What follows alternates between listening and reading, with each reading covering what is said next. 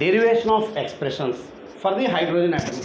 అంటే hydrogen atomic స్పెక్ట్రాన్ని base చేసుకుని hydrogen యాటంలో ఉండే సిచ్యువేషన్కి ఎలక్ట్రాన్కి సంబంధించిన రేడియస్, ఎనర్జీ వీటన్నిటిని డెరైవ్ చేశారనమాట.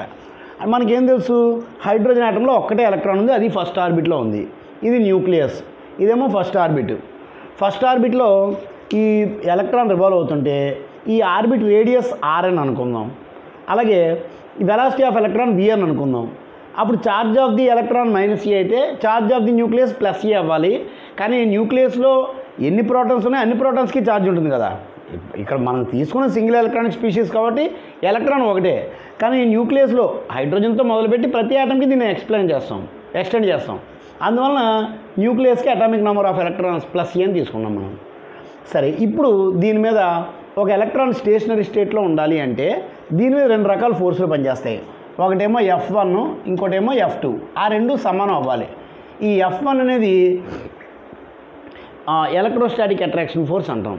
అంటే ఈ రెండింటి మధ్యన ఒక పాజిటివ్ ఛార్జ్, ఒక నెగిటివ్ ఛార్జ్ పక్కపక్కనే ఉంటే ఆ రెండింటి మధ్యన ఉండే అట్రాక్షన్ని ఎలక్ట్రోస్టాటిక్ అట్రాక్షన్ అంటాం. ఓకే, ఆ ఎలక్ట్రోస్టాటిక్ అట్రాక్షన్ మనకి కూలుంబ్స్ ఇన్వర్స్ స్క్వేర్ లా అని చెప్పి ఒక లా ఉంది. దాని ప్రకారం అంటే it is directly proportional to product of the charges and inversely proportional to square of the distance between them కదా. ఇప్పుడు దీని ఛార్జ్ ప్లస్ ఈ, దీని ఛార్జ్ మైనస్ ఈ, దీని డిస్టెన్స్ ఏమో ఆర్ఎన్. ఇప్పుడు ఈ ఫోర్స్ F1 ఏమవుతుంది, F1 is equal to ZE into minus ఈ బై ఆర్ఎన్ స్క్వేర్. ఇక్కడ మనం ఇది ప్రపోర్షనాలిటీ ఉంటుంది. ఈ ప్రపోర్షనాలిటీ కాన్స్టెంట్ మనం 1గా తీసుకుంటాం.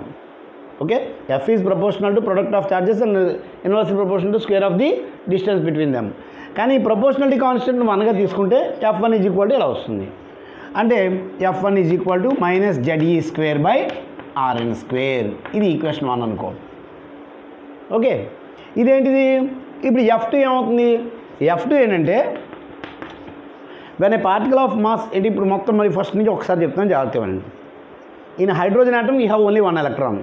Let us say the radius of the electronic orbit is Rn, the velocity of electron is Vn, and charge on the electron is minus E, charge of the nucleus is plus Ze. Then for the stationary on the electron we have two forces acting on it. One force is acting towards the nucleus, one force is acting away from the nucleus. The force acting towards the nucleus, F1, let us say, it is nothing but electrostatic attraction. According to Coulomb's inverse square law, this electrostatic attraction is directly proportional to product of charges and inversely proportional to square of the distance between them. Okay, if the proportionality constant is taken to be 1, then F1 is equal to ZE into minus E by Rn square. So we have got F1 is this one. F2 enti, F2 is when a particle of mass, let us say the electron mass is m. If a particle of mass m is revolving in a circular orbit of radius r with velocity v, then the centrifugal force, అంటే the force acting away from the nucleus on the particle, is equal to minus mv square by r. అంటే ఇక్కడ vn square rn square. Velocity vn అన్నాం, అందుకని ఆ రేడియస్ని rn అన్నాం. Okay, this n is nothing but the number of the orbit. అంటే ఏ ఆర్బిట్కి సంబంధించి తీసుకుంటామో ఆ ఆర్బిట్ అనమాట. అర్థమైందా? సో మామూలుగా ఒక a particle of mass m is revolving in a rotatory path with velocity v in a radius of r, then the centrifugal force is minus mv square by r, centripetal force is plus mv square by r. అంటే మామూలుగా దాని మీద పనిచేసేది, లోపల వైపు పనిచేసేది centripetal, బయట వైపు పనిచేసేది సెంట్రిఫ్యూగల్. లోపల వైపు పనిచేసేది plus mv square by r అవుతుంది, బయట వైపు పనిచేసేది minus mv square by r అవుతుంది. చెప్తా. ఇప్పుడు మనకి బయటికి పనిచేసేదే కావాలి, లోపలికి పనిచేసేది ఇంకో ఫోర్స్ ఉంది దీని మీద. అదేంటి, ఎలక్ట్రోస్టాటిక్ అట్రాక్షన్. ఎందుకని, ఇది న్యూక్లియస్ పాజిటివ్ ఛార్జు, ఈ ఎలక్ట్రాను నెగిటివ్ ఛార్జ్. మనకి ఇన్వర్స్ స్క్వేర్ లా కూలుంబ్ ప్రకారం ఏం తెలుస్తుంది, రెండు ఆపోజిట్లీ ఛార్జ్డ్ పార్టికల్స్ దగ్గరగా ఉంటే వాటి మధ్యన ఫోర్స్ ఆఫ్ అట్రాక్షన్ ఉంటుంది అన్నాం. ఆ ఫోర్స్ ఆఫ్ అట్రాక్షన్ని ఎలక్ట్రోస్టాటిక్ అట్రాక్షన్ అన్నాం. దాన్ని ఇన్వర్స్ స్క్వేర్లో కూలుంబ్ గారు చెప్పింది ఏంటంటే directly proportional to product of the charges, inversely proportional to square of the distance. అందుకని సెంట్రిపెటల్ ఫోర్స్ ఏమో ఇది, ఇదేమో సెంట్రిఫ్యూగల్ ఫోర్స్. ఇప్పుడు అర్థమైందా, ఇది సెంట్రిపెటల్, ఇది సెంట్రిఫ్యూగల్. అర్థమైందా? కానీ ఒక ఎలక్ట్రాన్ కనుక ఒకే ఆర్బిట్లో తిరుగుతూ ఉండాలి, ఒకే ఆర్బిట్లో తిరుగుతూ ఉండాలి అంటే ఇది ఖచ్చితంగా దీని మీద పనిచేసే రెండు ఫోర్సులు ఈక్వల్ అవ్వాలి. అంటే ఇది న్యూక్లియస్ వైపు లాగే ఫోర్సు, న్యూక్లియస్ నుంచి దూరంగా తోసేసే ఫోర్సు రెండు సమానమైతే ఇది ఇక్కడే ఉంటుంది. అర్థమైందా విషయం? ఇది ఎక్కువైతే అడిపోతుంది, ఇది ఎక్కువైతే అడిపోతుంది, కానీ రెండు సమానం అవ్వాలి. అందుకని ఫర్ స్టేషనరీ స్టేట్స్ కోసం ఏమవుతుంది? F1 = F2. ఎప్పుడైతే F1 = F2 అన్నాం, F1 అంటే ఇది, F2 అంటే ఇది, అంటే -Ze²/Rn² = -mvn²/Rn. ఇప్పుడు ఈ Rn² ఈ Rn పోతాయి, మైనస్కి మైనస్ పోతుంది, అంటే mvn² = Ze²/Rn. ఇది ఏంటిది? Condition for stationary state. అవును, Ze × -e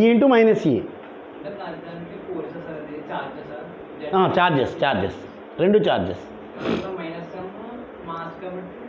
ఎంఏ మాసు, కానీ న్యూక్లియస్ వైపు పనిచేసేది +mv²/r, న్యూక్లియస్ నుంచి దూరంగా పనిచేసేది -mv²/r. రొటేటరీ మోషన్లో వస్తుంది మీకు ఫిజిక్స్లో.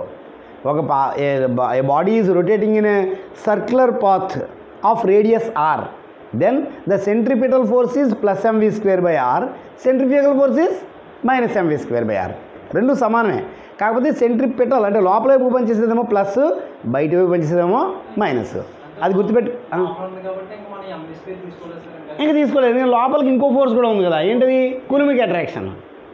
ఆ రెండు న్యూట్రల్ బాడీస్ అనుకోండి, అప్పుడు ఆ మధ్యన ఇంకే ఫోర్స్ లేదు, డైరెక్ట్గా mv²/r తీసుకుంటాం. కానీ ఇది నెగిటివ్, ఇది పాజిటివ్. ఎప్పుడైతే నెగిటివ్ పాజిటివ్ వచ్చాయో వాటి మధ్యన ఇంకోటి ఫోర్స్ ఉంటుందేమో, ఏంటది? Electrostatic attraction. అందుకని లోపల వైపుకేమో సెంట్రిపెటల్కేమో ఎలక్ట్రోస్టాటిక్ అట్రాక్షన్ తీసుకున్నాం, సెంట్రిఫ్యూగల్కేమో నార్మల్ mv²/r తీసుకున్నాం. అయితే గుర్తుపెట్టుకోవడానికి సెంట్రిపెటల్ అంటే లోపల వైపుకి, సెంట్రిఫ్యూగల్ అంటే బయట వైపుకి. ఇప్పుడు సెంట్రిపెటల్ ప్లస్ రెండు పీ గుర్తుపెట్టుకోండి. అప్పుడు ఆబ్వియస్లీ అది ప్లస్ అన్నాం కాబట్టి సెంట్రిఫ్యూగల్ అవుతుంది, ఒకటి ప్లస్ అయితే ఇంకోటి మైనస్ అనమాట. గుర్తుపెట్టుకోవడానికి చెప్తున్నాను, సెంట్రిపెటల్ ప్లస్, సెంట్రిఫ్యూగల్ మైనస్. అర్థమైనా? Okay, next. ఓకే, సో ఇది కండిషన్ ఫర్ స్టేషనరీ స్టేట్స్. అంటే ఏమవుతుంది? ఇది Ze²/Rn = mvn². This is condition for stationary state. It is condition for stationary state. ఇక్కడ దాకా రాసుకుంటారు, ఓపెన్ అయిపోతుంది, చెరిపేసి మనం. ఏది చూడండి, ఇప్పుడు మనం already condition for stationary state mvn² = Ze²/Rn కనిపెట్టాం. Next according to Bohr's second postulate mvr = nh/2π. మనం వెలాసిటీని ఎంత ఆర్బిట్ ఎలక్ట్రానిక్ వెలాసిటీ, అలాగే ఆ రేడియస్ని ఎంత ఆర్బిట్ అనుకుంటే ఆ రెండింటిని n సబ్స్క్రిప్ట్ పెట్టాం. సో vn = ఇది. దీని ఈక్వేషన్ 2 అనండి. ఫ్రమ్ ఈక్వేషన్ 1 and 2 అంటే ఈ v² బట్టికెళ్ళి దాంట్లో పెట్టేయండి. పెట్టేస్తే ఏమవుతుంది?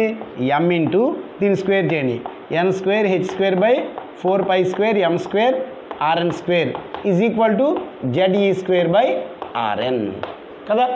ఇప్పుడు ఈ Rn² Rnని కొట్టేయండి, పోతాయి. ఇంకేం పోతాయి? ఇంకేం పోవట్లేదు. ఇక్కడ m² పోతుంది, అంటే Rn = ఏమొస్తుంది? ఇప్పుడు Rnని దీన్ని అటు పట్టుకొచ్చారు, ఇవన్నీ తీసుకొచ్చేయండి. తీసుకొచ్చేస్తే ఏమైంది? Rn = ఎక్కడ అంటే ఇప్పుడు దీంట్లో n z తప్ప మిగిలినవన్నీ కాన్స్టెంట్సే.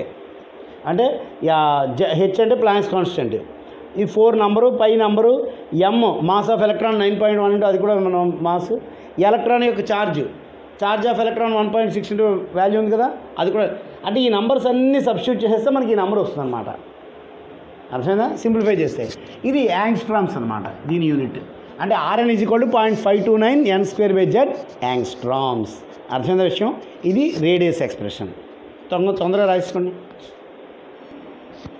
Total energy is equal to potential energy plus kinetic energy. ఇది మీకు తెలిసిన విషయం. దీన్నే మనం ఇంకో రకంగా ఈఎన్, టోటల్ ఎనర్జీని ఈఎన్ అందాం, పొటెన్షియల్ ఎనర్జీని ఈపీ అందాం, కైనెటిక్ ఎనర్జీని ఈకే అందాం. బాగుంది. ఇప్పుడు పొటెన్షియల్ ఎనర్జీ అంటే అర్థం ఏంటి? Energy due to its position. అంటే కదలకుండా అవి రెండు ఉన్నప్పుడు, for its existence the energy is nothing but potential energy. ఇప్పుడు ఎలక్ట్రాన్ న్యూక్లియస్ ఇలాగే ఉన్నాయనుకోండి, వాటి మధ్య నుండే ఫోర్స్ ఏంటి? Coulombic attraction. వాటి మధ్య నుండే డిస్టెన్స్ ఏంటి? రేడియస్. అందుకని పొటెన్షియల్ ఎనర్జీ కూడా ఎఫ్ డాట్ ఎస్. ఎఫ్ ఏంటి? Coulombic attraction plus Z into minus Z by R N square. Distance R N. ఇప్పుడు దీన్ని సింప్లిఫై చేసి పడేస్తే ఆర్ఎన్ పోతుంది. పోయి మొత్తానికి potential energy minus Z E square by R N. ఇది పొటెన్షియల్ ఎనర్జీ. ఇప్పుడు మరి కైనెటిక్ ఎనర్జీ పరిస్థితి ఏంటి? E K is equal to half M V square. అంతే కదా. కానీ మనం ఎంవీ స్క్వేర్ అంటే ఏమిటో కనిపెట్టేసాం ఇందాక ఒకటిలో. ఏంటది? హాఫ్ ఇంటూ ఎంవీ స్క్వేర్ అంటే ఏం రాసాం అక్కడ చూడండి, ZE square by RN. ZE square by R N. ఇది ఎక్కడి నుంచి? ఫ్రమ్ 1. ఈక్వేషన్ 1 నుంచి వచ్చింది డైలాగు. అంటే మీకు కైనెటిక్ ఎనర్జీ వచ్చింది, టోటల్ ఎనర్జీ వచ్చింది. సో ఇప్పుడు total energy E N is equal to E P plus E K. E P ఏమో minus Z E square by R N, E N ఏమో జెడ్ఈ స్క్వేర్ బై 2RN. అంతే కదా. ఇప్పుడు ఈ రెండింటిలోనూ 2RNని న్యూమరేటర్గా తీసుకుంటే ఇప్పుడు ఏమైంది? Minus 2ZE square plus ZE square అంటే ఎంత వచ్చింది? Minus ZE square by R N. ఇప్పుడు ఈ ఆర్ఎన్ వాల్యూ ఒక 3 నుంచి సబ్స్టిట్యూట్ చేసేయండి. Okay. E N is equal to minus ZE square by 2 R N బదులుగా N square H square by 4π square M E square Z. అర్థమైందా? ఇందాక మనకి ఈక్వేషన్ ఉంది, అది ఎక్కడి నుంచి? ఓహో, దీనికి 3 అన్నామా, దీన్ని 4 అనండి, దీనికి ముందు ఎక్స్ప్రెషన్ ఉంది కదా దానికి 3 అనండి. ఇది ఎక్కడి నుంచి? ఫ్రమ్ 3. ఓకే. దీన్ని సింప్లిఫై చేస్తే ఏమవుతుంది? Therefore E N is equal to simplify చేస్తే minus 2π square M E power 4 Z square by N square H square ఇలా వస్తుంది. ఇది దీన్ని ఈక్వేషన్ నెంబర్ 5 అనండి. ఎనర్జీ ఎక్స్ప్రెషన్ వచ్చేసింది మీకు. ఇప్పుడు ఎనర్జీ ఎక్స్ప్రెషన్లో ఈ ఎన్ జెడ్ తప్ప మిగిలిన అన్ని కాన్స్టెంట్సే కదా. ఈ ఎన్ జెడ్ తప్ప మిగిలిన అన్ని కాన్స్టెంట్స్ మనం అప్లై చేసేస్తే చూడండి ఎక్స్ప్రెషన్ జాగ్రత్త కనిపిస్తుందా? ఈఎన్ ఇది కూడా minus 2π square M E power 4 Z square by N square H square. అప్పుడు మిగిలిన అన్ని కాన్స్టెంట్స్ని అప్లై చేస్తే వాల్యూ ఎలా వస్తుందంటే E N is equal to minus 13.6 into N ఎక్కడుంది? పైన Z square by N square electron volt. ఇది దీనికి వచ్చేది. E N is equal to minus 13.6 into Z square by N square electron volt. ఇది ఎనర్జీ ఎక్స్ప్రెషన్. అర్థం. ఈ నెంబర్ కూడా మీరు గుర్తుపెట్టేసుకోవాలి. ఈ ఎలక్ట్రాన్ వోల్ట్స్ని మీరు కన్వర్ట్ చేస్తే 21.76 ఇంటూ 10⁻−19 గుర్తుందా? అది జౌల్లోకి ఎరగ్లోకి వస్తుంది. ఆ 2 నెంబర్లు నేను చెప్పను, మీరు చేసుకుంటాను రేపు. అంటే ఒకటైనా మీరు సొంతంగా చేస్తే దాని మీకు అవగాహన